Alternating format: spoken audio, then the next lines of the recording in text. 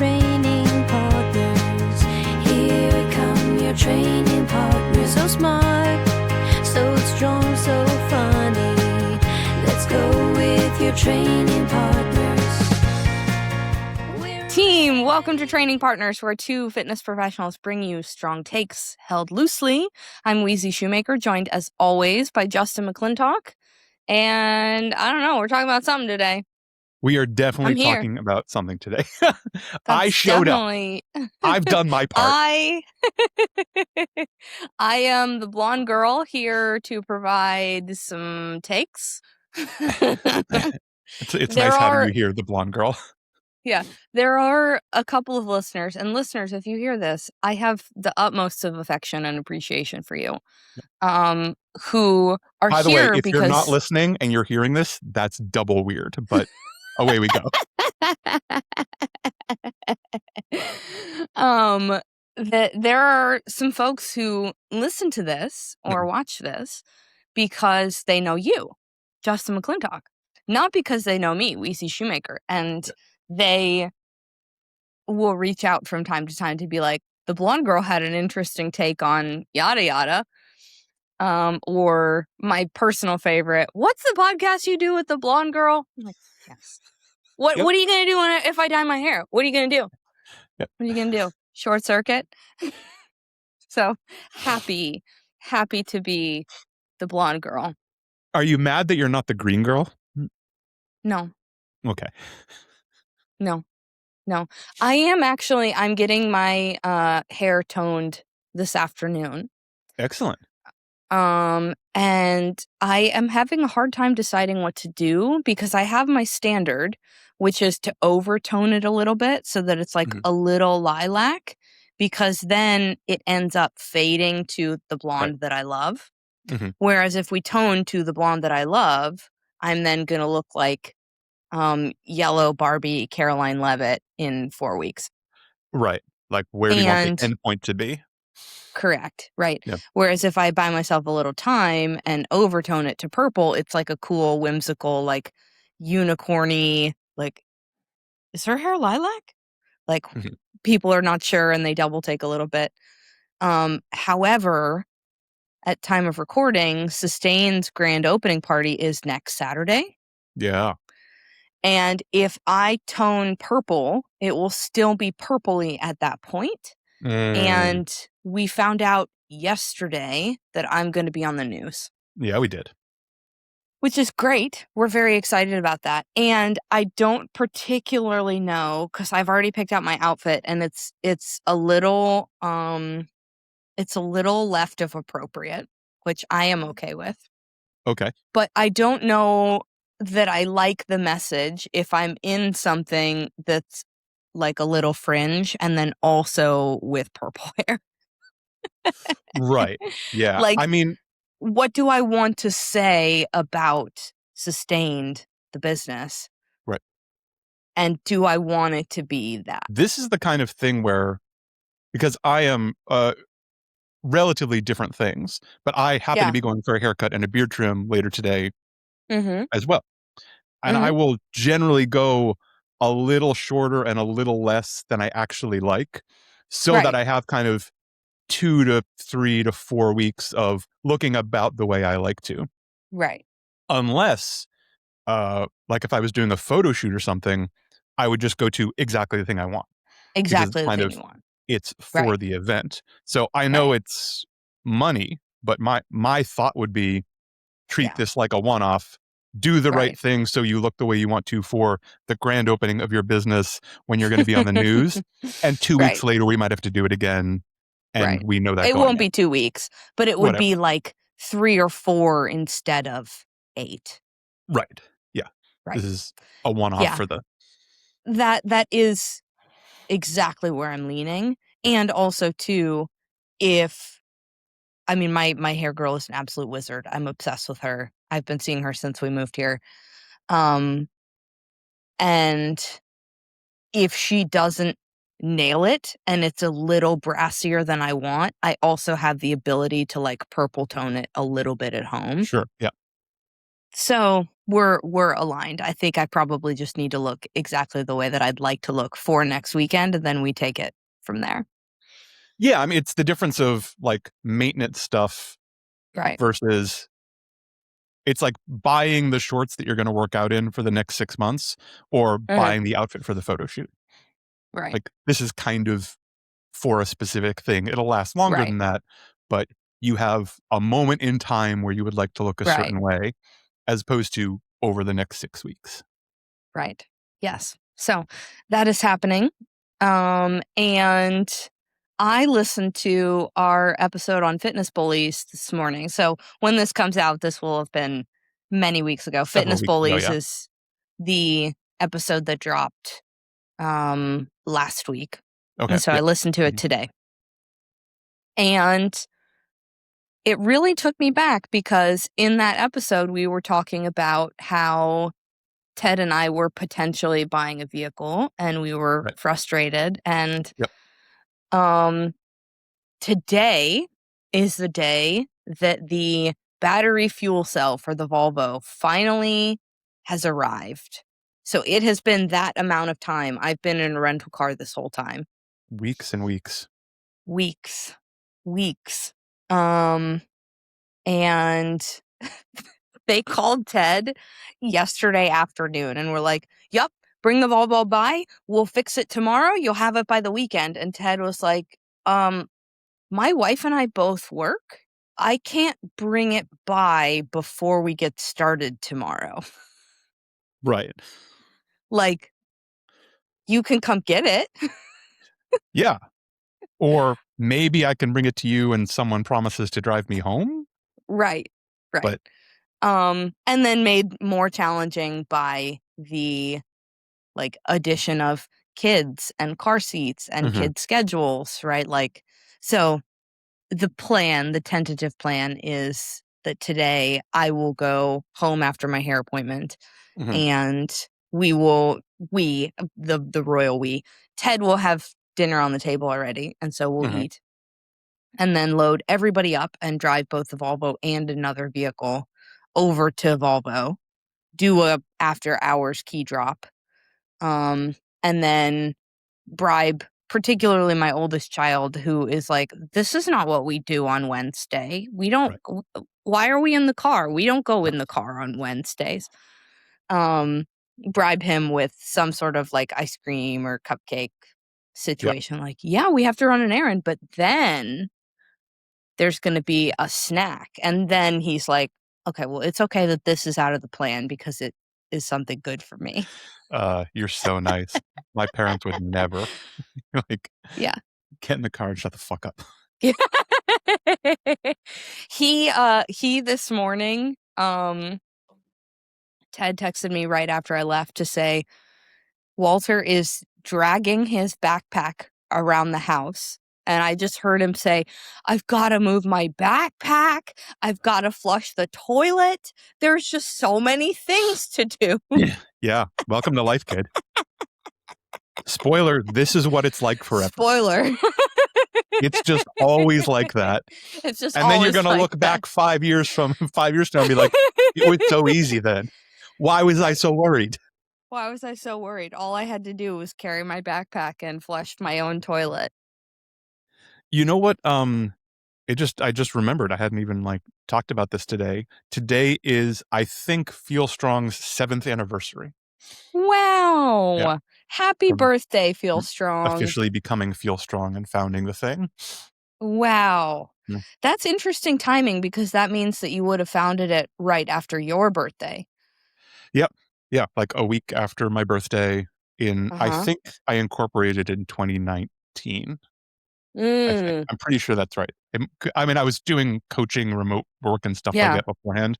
But as far as like becoming the business and setting all that stuff up, getting all the paperwork done. Wow. Happy birthday. Incredible. You've done it. We've passed the 7-year hurdle. Yeah, it's all easy now, right? Great. Yeah, you've done it. You Everything's can just easy after now that? make money. Sweet. Oh, I should start doing that. That's exciting to look forward to. Step 1, incorporate. Step 2, wait 7 years. Step 3, profit. So simple. I don't know why I So didn't think of it simple. before. So simple. So simple. What are we talking about today, Justin? We're getting a little specific, but in a way I'm hoping is interesting and potentially useful. I'll let We've you know. talked a bit about hydration, and I thought it would be Mm, useful to talk about hydration specifically as it relates to injury and pain, because yeah. I think it gets overlooked a lot, and Yeah. especially people who have had chronic pain or long-standing injuries, things they've been dealing with a while.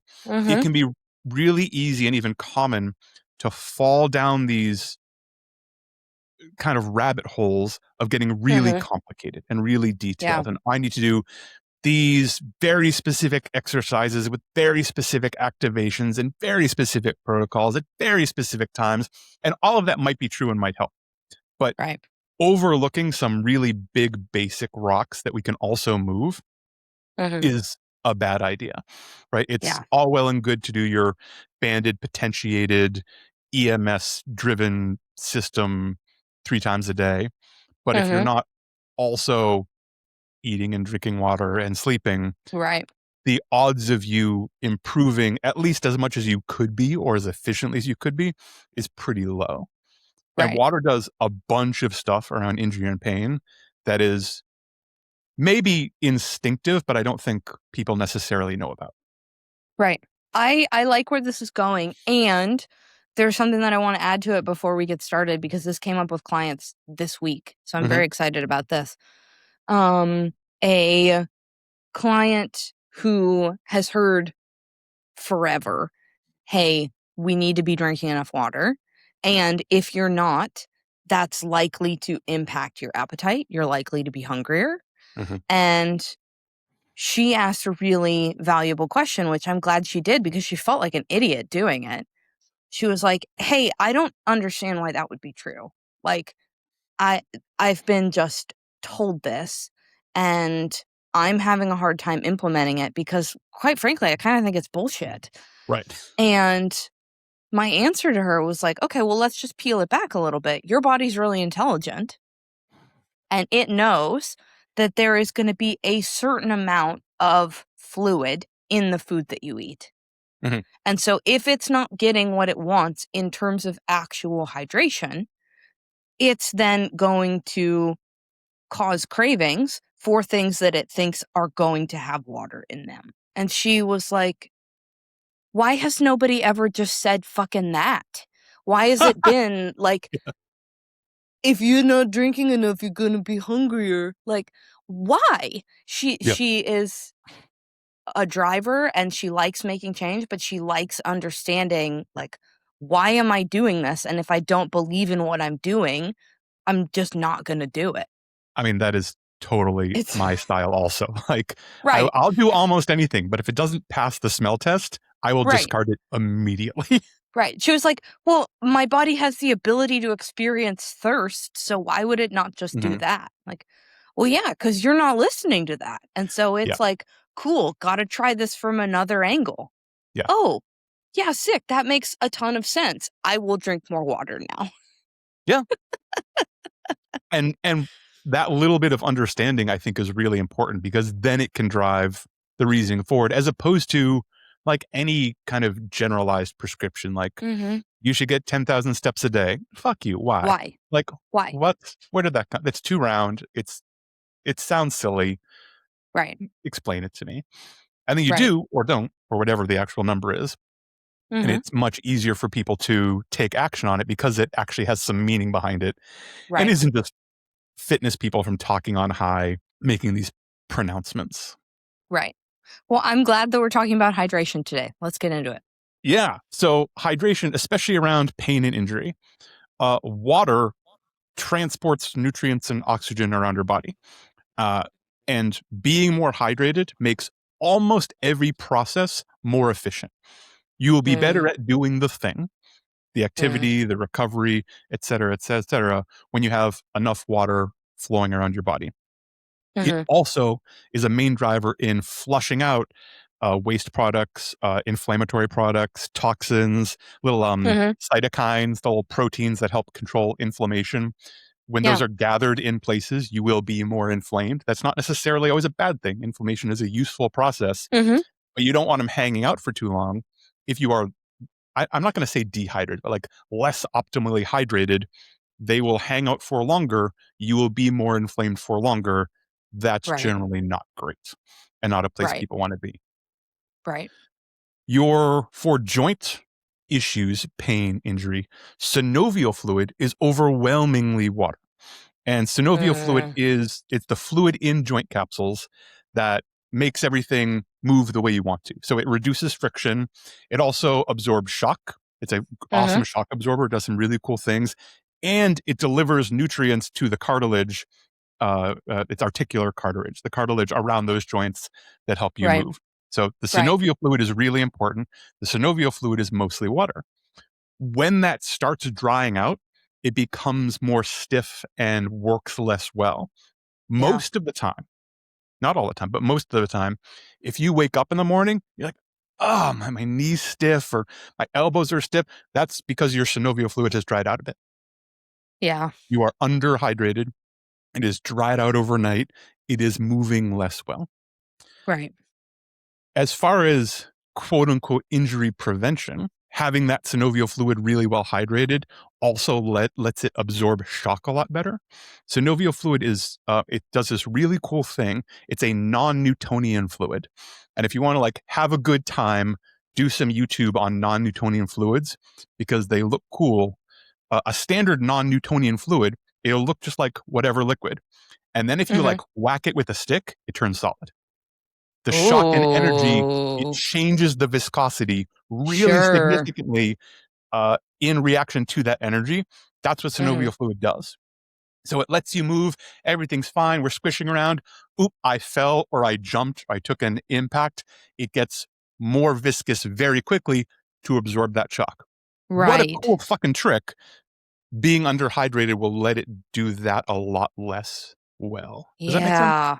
It does make sense. Something that comes to mind for me is like, imagine somebody who is like a track and field athlete who decides to compete 3 or 4 days after like recovering from a stomach bug. Yeah. Right. Like, and being on the dehydrated end because they've been shooting it out from one and or both ends and feeling okay, but like, yes, you might feel better. And also you're now at risk of any number of scary outcomes. Like we want to be really aware of that. Exactly, especially in that recovery period with Yeah. we talk about that dangerous gray zone all the time where I'm not terribly sick or terribly hurt or in an enormous Right. amount of pain now, but I'm also not 100%, but I Right. feel kind of okay. Let's test this thing out. Hold on. Before we Hold do on. that, we like having kind of benchmarks and baby steps Right. to testing. Being really well hydrated should be part of that protocol. Right. And this is kind of where it gets into a little bit of, I don't really care if you're thirsty. Drink some more water. Yeah. Because it's a tool to improve our function. It's basically only positive. Like, yes, hypernatremia is a thing, but for standard people most days, you're very unlikely to get there. So explain what that is for people listening who that went in one ear and out the other. Yes. So hyponatremia I want to simplify this a lot. It's having way too much water in your system, and it's really an imbalance. You have way too much water in relation to sodium and other things in your system. Right. That can cause really bad things like moving toward organ failure level issues. Right. Usually that only happens in very extreme circumstances. Typically when it makes the news, it's like a high school football coach trying to do the right thing and making players drink 20 ounces of water every 20 minutes or something like that. Right. Over a 4-hour practice or something. Right. And no electrolytes, no fruit, no nothing else. Right. And the water balance gets completely off in their system. If you are eating food, full stop, around water and stuff like that, you'll be fine. Right. It usually only happens in extreme events, long endurance events. Right. People like on the beach all day and all they brought was water, and 10 hours later they're not feeling good. Right. Not really a concern for most people. In that instance, like, we plan for most of the summer to have one of the weekend days be at the lake paddleboarding. And in that specific instance, I'm going to make absolutely certain that we've packed some electrolyte packs so that doesn't become an issue. And not a person who is drinking an electrolyte pack every day, because we're not sweating that much. No. And this might be a good time. I was going to mention it later on, but it's worth mentioning that overwhelmingly electrolyte supplements and BCAA supplements, like 98% of the benefit comes from the water they're mixed in. Right. They're moving very, very little. All you fucking element people, get off my back. It's just salt. Yes, there are times when it's a good idea. Long endurance, blood pressure issues, et cetera, et cetera. That's not most people. I'm also not telling you not to have it. It's fine. I have a tub of Gatorade upstairs, and a couple times a week before working out, I'll have like a quarter of a scoop in some stuff to make sure that I feel good, and some quick carbs and things are balanced. You don't need electrolytes constantly throughout your day. You just don't. Well, and let's caveat this with, if adding an electrolyte pack to your water causes you to drink more water and 100%. you wouldn't do it without that, we're not yucking your yum. Not like, at all. please proceed. Yep. And don't shout at people on the internet, or if you are an affiliate and are saying this is necessary. Oh, no, it's not. Oh. No, it's not. No, it's not. You know it's, not. Or you should know it's not. That's fine. Right. Same thing with like your seltzer or your LaCroix, or you're like, yep, drink. It's fine. Like, if that's the thing that makes the water go down, super fantastic. I'm completely on board. Tea, coffee, whatever. So synovial fluid, being mostly water, super useful, especially for pain recovery, being able to move really well, as well as being able to move optimally and absorb shock. Similarly with cartilage. So the connective tissue, cartilage also reduces friction, also absorbs shock. Cartilage is up to 80% water. Also worth knowing, the general water content of your cartilage will decrease with age. It's not a hard number. I can't say like, after 30 years old, you're going to be 75% water, something like that. Right. But generally, older people seem to have cartilage with a lower water content. Makes it even more important to be pretty well hydrated, because as that cartilage gets dried out, it actually starts getting like desiccated and worn away and stringy, and you will get more wear and tear with every movement because it's dried out. Right. Does that make sense? Cartilage? It does. It does make sense. And I can imagine too, like we've talked about this once today and many times over the episodes, that like this information without a crumb of context can feel really patronizing, right? Like, when we talk about things like hydration and breath work, imagine if you were somebody with desiccated cartilage that was at your ortho's office, and the ortho was like, yeah, we should definitely do something about this. I would like our first line of defense to be you're drinking 100 ounces of water a day. Yep. I can imagine that person being like, what the fuck is your problem? Like, what do you mean? Or like people who are struggling to conceive, or people experiencing erectile dysfunction. If the first line of defense was like, hey, I noticed that you're breathing like way up in your chest and your neck. Can you take a deep breath like into your rib cage and your belly? Yeah, okay, Mr. Magoo, like, what's your problem? Right? And with a crumb of context that you've just provided related to cartilage, and that we've talked about in detail on our breathwork episode, right? Like, when our system is in an elevated place, it's not going to function optimally. It would be really inconvenient if you were running for your life and you had to stop to have a bowel movement or you got an erection, right? Like that's not a good time. I might die. And so if your body is elevated in these places, that might lead to adverse consequences that you don't immediately connect the dots. And if someone were to give you the correct first line of defense, it would be so easy to be like, you fucking quack. Like, I'm going to go see somebody who can actually help me, when the nuance and the context behind it can feel so transformative. Yeah. Oh, got it. I understand now. This makes perfect sense why I would need to drink more water to support my cartilage. Thank you for taking the time to explain that. And it's easy to see, when we do strength training with people, it's sort of easy to explain, well, I need you to be strong enough to like pick your kid up and run down the street because we've decided that's potentially important. That's what we're training for. This is the hydration around pain and injury is both, if we're trying to recover and get better, this is going to help more. It's also, there is no such thing as injury prevention, but it will make it less likely that these things are going to go wrong. Right. Like if, given that life is unpredictable and you don't know when you're just going to like trip over the curb and land a little funny next time, when that happens, if your cartilage is pretty healthy and well hydrated and can move and absorb shock, that you have a better chance of just looking a little silly than tearing or popping or straining or doing something that can be, life altering. And suddenly you're in a month-long process of no fun at all. Right. Totally.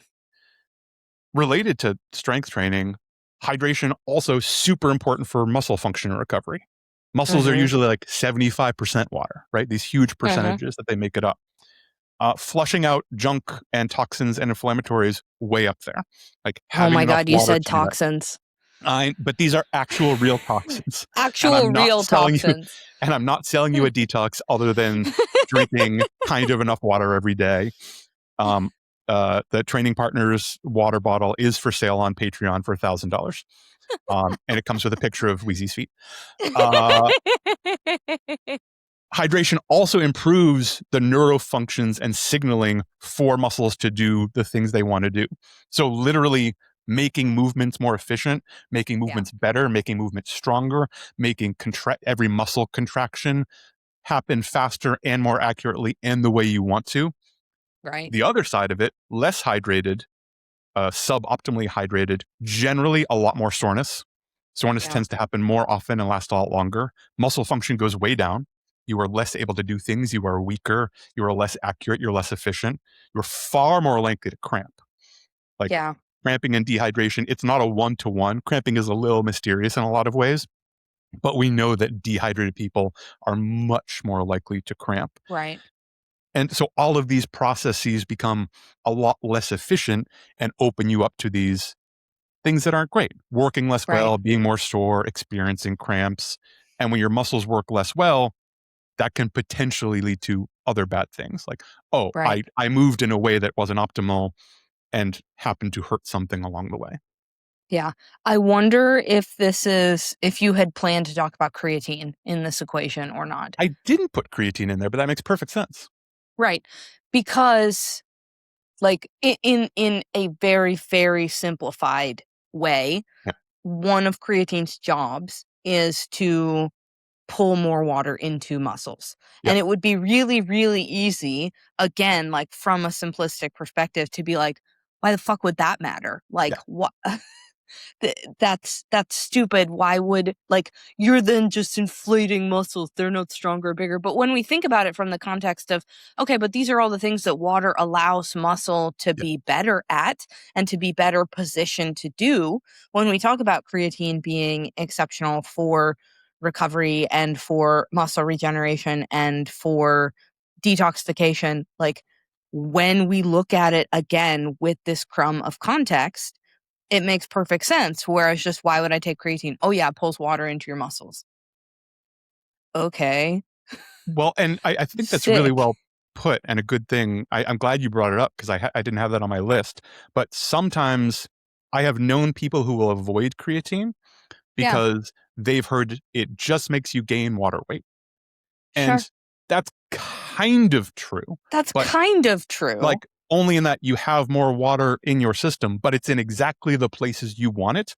And by having that water in your system, it makes everything work better. Like creatine has some, at this point, pretty decently studied and published cognitive benefits. Right. That is, I was about to launch into nervous system stuff. It's because it's holding all this water in your system and putting it in the places you want it. It actually makes everything just work a little better. Right. Yeah. As opposed to electrolytes. You want electrolytes to do that. Creatine's actually doing it. You don't need, also don't drink creatine all day. 5 grams a day is plenty. You'll be good. 5 grams a day is plenty. And if, this is me speaking to me here, I was commonly forgetting to pack my creatine. Yeah. And like, oh shit, well, I have my shaker cup or I have my water for the day and like my creatine's at home. Fuck. 2 things that can happen. One is that it's not really that important when you take it. And so mix it with a cup of tea before bed. Mm-hmm. Or 2, eliminate the friction of that. And I recently bought creatine gummies and they're so delicious that I so look forward to them. I was going to say, they actually 5 grams. are right. Only 5 grams. Yeah. But that's 5 whole gummies. Okay. And they're super delicious. And like, yes, are they more expensive per serving than the big tub of creatine monohydrate? Yes. And I was pretty consistently running into like, I'm already in bed. I already have my tea. I didn't have any creatine today and I'm not going upstairs. Yeah. This is not happening. This is not happening. Worth a reminder that creatine is something that you want to take every day. It works on saturation. So like Wheezy said, it doesn't really matter when you take it during the day. Yeah. Because the idea is just to keep it in your system all the time. 5 grams a day, every single day, kind of forever. There's no real reason that I've ever seen or found to cycle it or anything like that. You also don't need a loading phase. I actually suggest against a loading phase because it often doesn't go well for people. And if you're listening to this and are thinking, that doesn't make any sense to me, what do you mean? That's fine. You don't need to know. Don't look it up. Yep. Don't do loading. Yep. If you know Just what loading is and a are wondering if you should do that, you should not. Please don't. On that note, being hydrated makes your nervous system more efficient, or being less hydrated will make your nervous system less efficient. Part of that, it will increase pain sensitivity. Things literally hurt more. You will literally feel worse. A sensation that should be a 3 out of 10 on your pain scale, maybe like a 5 or 6 or higher, because you're less well hydrated, because your nervous system isn't working as well as it could. Right. Also, it makes it harder to produce endorphins. So it's harder to feel good. And remember, endorphins can also affect your pain tolerance. So you're clamping down your ability to produce the feel-good, happy chemicals, including like part of the reason exercise often feels good and is satisfying is because you're getting all these endorphins. You're getting less of that and increased pain sensitivity. This is often a recipe for things not going very well, especially if you're trying to crawl out of an injury pain hole. Yeah, dude. And I mean, again, like, I'm sorry to kind of keep beating a dead horse over this, but like the context and the nuance involved with why this matters might feel so important to, I mean, hopefully almost everybody listening, right? Like it probably isn't news to you. I should drink more water. Maybe now you have an understanding, like particularly if you're dealing with something kind of meaty, and maybe you're working with a coach, maybe you're not, and they've said, hey, we need to up our water intake. That will make this feel better. If it's felt like, why the fuck would that matter? Like, I just want to feel better. It matters because it matters. And here's a dozen reasons why. Yeah, exactly. And it is, drinking enough water isn't that simple, not easy often for people. Like we often need to create systems, and I want to get into this in a minute about, kind of the how much and the how to around it. So I don't want to present it as like, well, it's the easiest thing in the world, just drink more water, because that's sort of true, but it isn't true. Yeah. But it is a lot more easy than, if part of this recipe of being more hydrated and paying attention to that could, I don't know, avoid 12 weeks of physical therapy. That seems like a pretty easy trade-off. And I'm not saying, of Right. course, that we can avoid all injury, but you will be less likely to be injured, more likely to recover better, more likely to have less pain, more likely for your muscles to function the way they want to function, more likely to get the benefits of all the movement, all the exercise, and all the stuff you're doing. If we make this part of the recipe, now it seems like a no-brainer that it should kind of rise up our priority scale of finding ways to make this actually happen. Right. Right. Yeah. As opposed to like a magic balancing exercise or something like that, which is all well and good and looks cooler on Instagram than just me drinking water, but what are you going to do? Right. This one hack Yes. will help you sleep better, think better, feel better, be stronger. It's water. I want to make that so badly now. It's like with the intense voiceover and a whole bunch of cuts, but it's just me like filling water from my tap, like looking around confused. maybe this is like a collaborated reel, because I think that would be hysterical. Like then cuts to like. All right, nobody steal that. We're gonna do it I'm getting strong. Yeah. Last thing I had for pain, injury, and water was headaches. Yeah. If you are underhydrated, less hydrated, you are at a much greater risk of having headaches and especially migraines. And if you suffer from migraines, please don't yell at me. I know you've tried everything. They are hard. They are frustrating. It is not, if you drink enough water, you will definitely not get headaches or migraines. But it does seem to very significantly increase the risk of those happening if you are less optimally hydrated. Right. Don't come for Justin. He knows this, but maybe listeners do not. I have experienced a handful of migraines over the last 4 weeks, and I don't feel attacked by this. No, it is. I feel I've nudged. suffered from migraines before. They are absolutely awful. They're awful.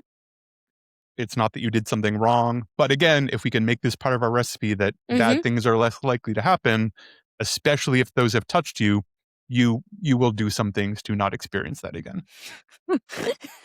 Imagine a t-shirt that says "touched by migraines." It's like a John Travolta movie. I don't know why. Definitely is.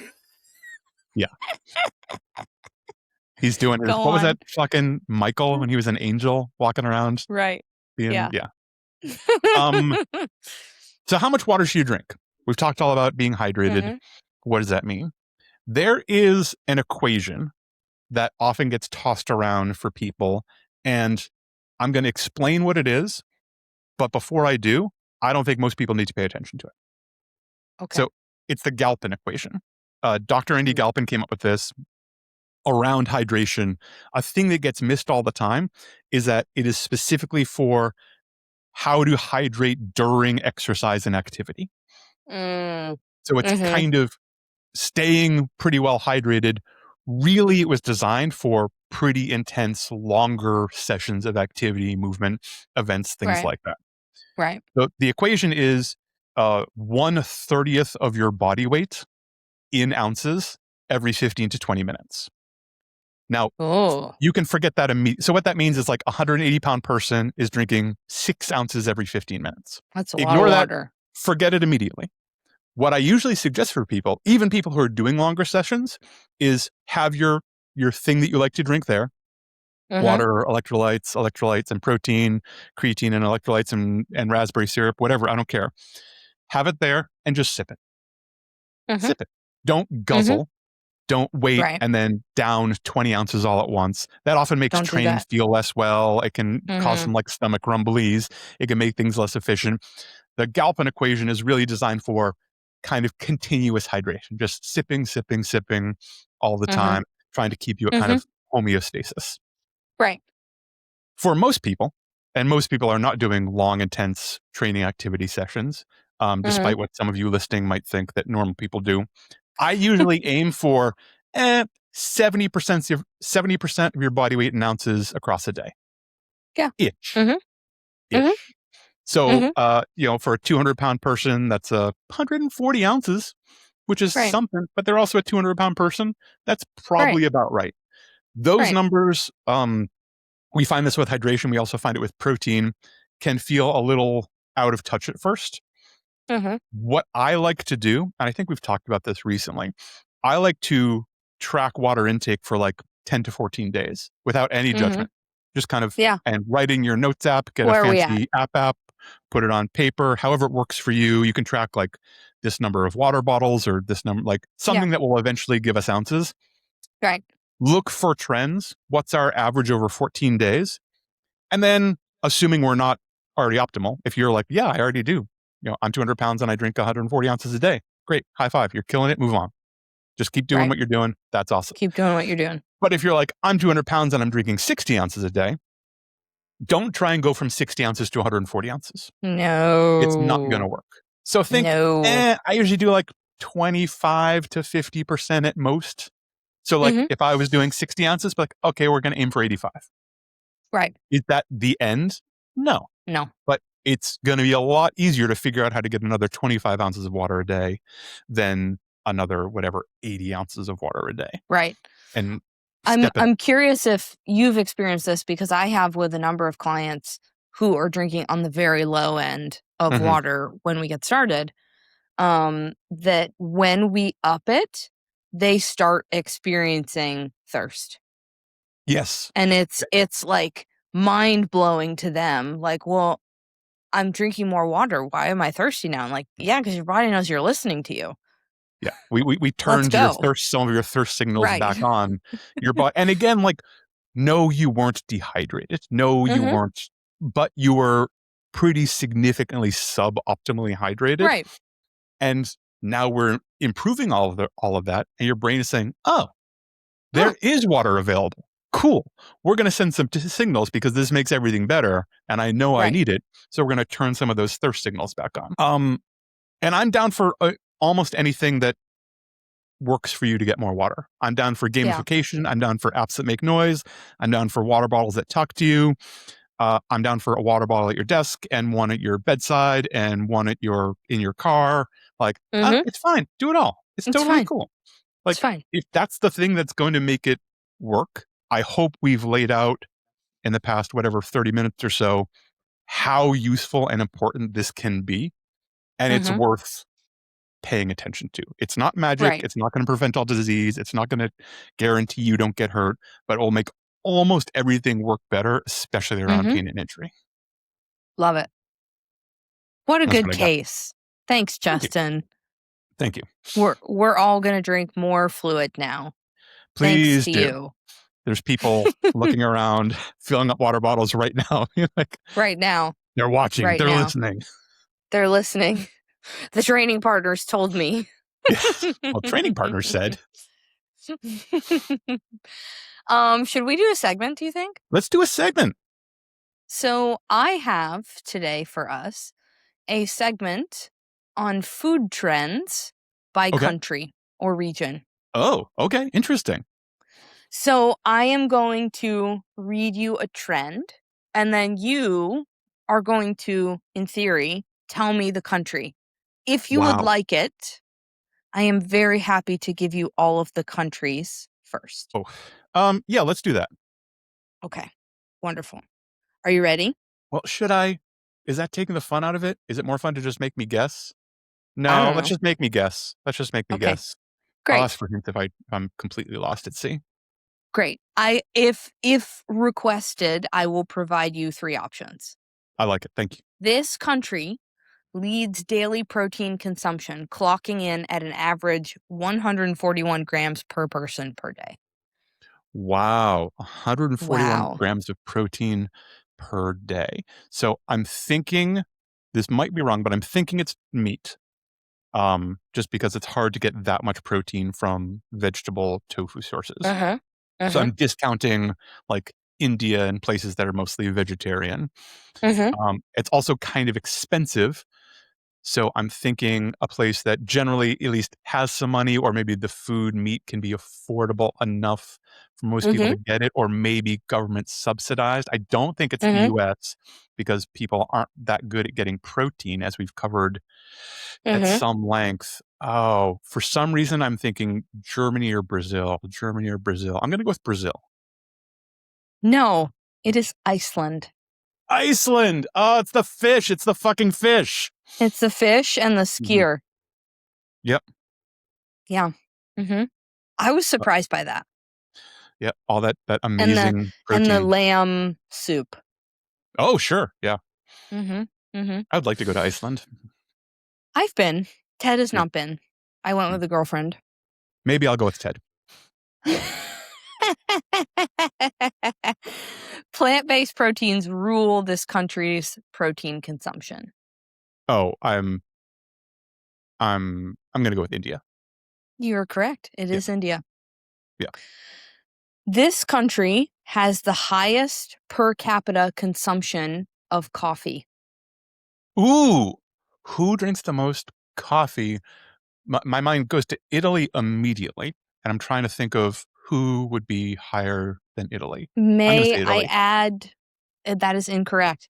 So it is Finland, because coffee is actually deeply ingrained in their culture, with many labor agreements mandating specific coffee break times. Oh, interesting. Isn't that interesting? That is interesting. That's really cool. Yeah. So related, this country is the highest volume consumer of coffee. Oh, so that was per capita. Not the highest per capita. I mean, it feels silly, but I'm going to say it again. I think it's Italy.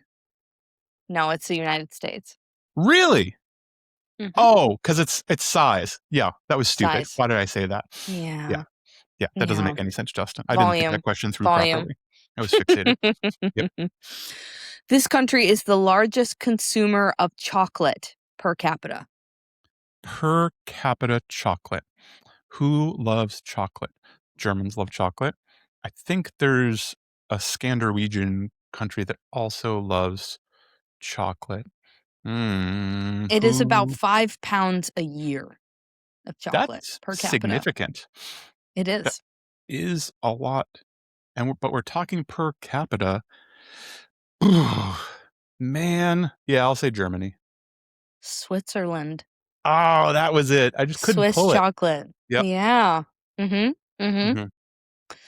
This country ranks as the top consumer of cheese at 57 to 58 pounds per year per person. So the top per capita consumer of cheese. Correct.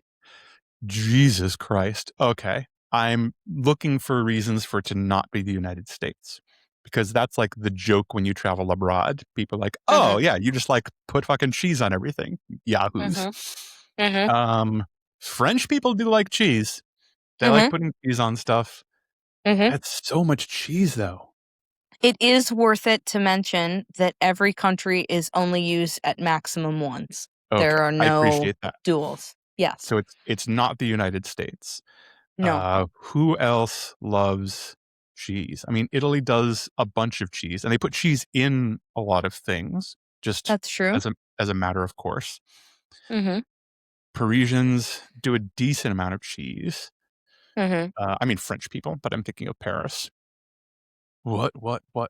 Where else is cheese huge? I don't think it's anywhere Eastern. I don't think it's Southern. I don't think it's South America. I don't think it's Canada. I think we're talking European or Eurasian kind of idea. I've said it 3 times, but I'm just going to say Italy. It's France. Oh! At some point you'll guess Italy and you'll be correct. At some point. No, I'm not going to say Italy ever again. You're going to be like, this country is the top producer of popes. And I'm going to be like, God, Portugal.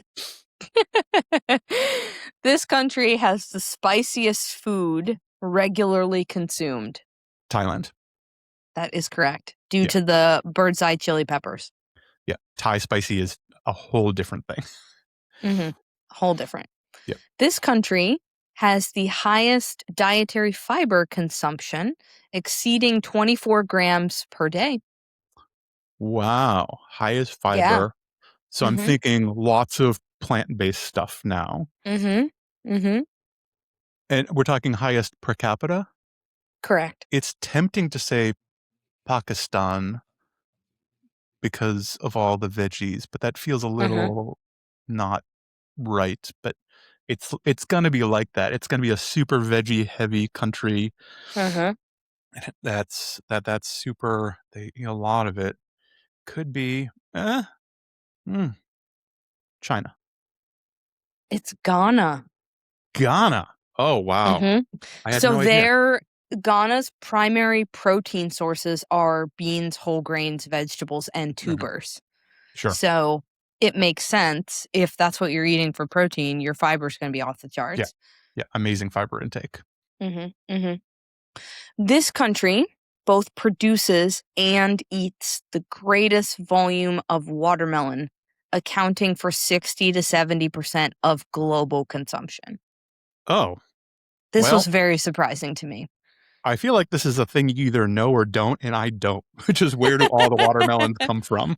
Where do watermelon grow? Where do all the watermelons come from? How would they have gotten here? I think of them as southern Mexico? No, it's China. Wow. No, yeah, Isn't I that never would have gotten crazy? there. Right. Outside of the US, this country has the greatest percentage of supplement usage, with 73% of their documented inhabitants using at least one supplement. Okay. It's tempting to say Canada. But they're so no, they just all they do is eat Tim Hortons. That's all Canadians do. It's been very well documented. That's all they do. It's only Tim Hortons. Canadians actually like a lot of them hate Tim Hortons. Chris Shallow and Esther Beezer, if you're listening to this. Yes. How's your munchkins? The Timbits to you. Oh shit. Timbits. Munchkins are How dare Dunkin' I? Donuts. How dare creation. I? Well, I have my Dunkin' right here. Who takes the most supplements? It takes some money. It takes some influence. It takes some disposable income. Who's doing Ooh. Is that for some I'm just gonna say it. I think it's UAE. I think it's United Arab Emirates. This one is Italy. Oh no, I didn't. Yeah. It wasn't even on my radar. It's interesting. That is food trends by country. I did terribly. You did terribly. I think you only got Thailand right, I think. Well, oh well. Oh, no, you got Thailand and India. So that's 2 of 10. It's true. I mean, none of these were facts I knew going in, and I was picking from the world. So I'm not 20% okay. You know, you self-selected to not have acceptance criteria. I hoped it would be more funny to hear me talk through it, and I don't know if it was or wasn't, but listeners, tell us if it was funny. Could this have been better? Probably. What are you going to do? You can just leave anytime. Yes, that's it. Literally anytime you can turn the episode off. Just skip 30 seconds or whatever you want to do. Team, this has been Training Partners. I'm Wheezy Shoemaker. That's Justin McClintock. We will see you next time. Later, gang. It's time for the Training Partners. Here come your training partners. So smart, so strong, so funny. Let's go with your training partners. We're ready to laugh and learn with our new best friend, so bright. It's time for the training partners. Here come your training partners. So smart, so strong, so funny. Let's go with your training partners. We're ready to shine.